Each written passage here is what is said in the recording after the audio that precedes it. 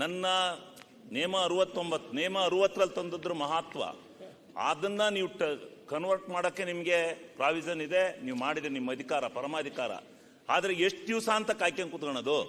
ಯಾವತ್ತು ನೇಮ 60ರಲ್ಲಿ ತಂದದ್ದನ್ನ ಆ ದಿವಸ ತಪ್ಪಿದ್ರೆ ಮಾರನೇ ದಿವಸ ಕೊಡಬೇಕಾದ್ದು ಈ ಸದನದಲ್ಲಿ ನಡೆದಿರ್ತಕ್ಕಂಥ ಸಂಪ್ರದಾಯ ಹೌದು ಮತ್ತು ನೇಮ.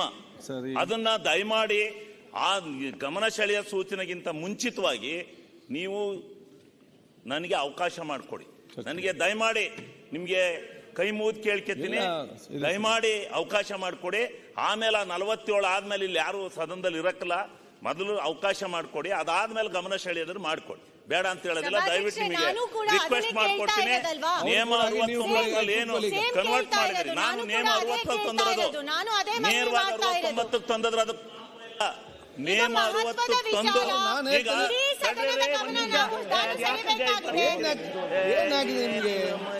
ಸೋಮನೆ ಒಟ್ಟಾರೆ ಮೈ ಕೊಟ್ಟದಲ್ಲಿ ಮಾತಾಡ್ತಾರೆ, ನಾನು ಕೇಳೋದಿಲ್ಲ.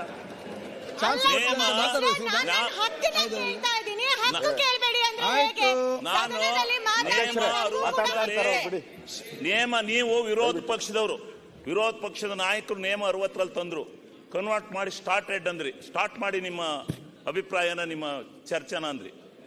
ನನಗೂ ಅಷ್ಟೇ ಹಕ್ಕಿದೆ ಈ ಸದನದಲ್ಲಿ, ನನಗೂ ಅಷ್ಟೇ ಹಕ್ಕಿದೆ.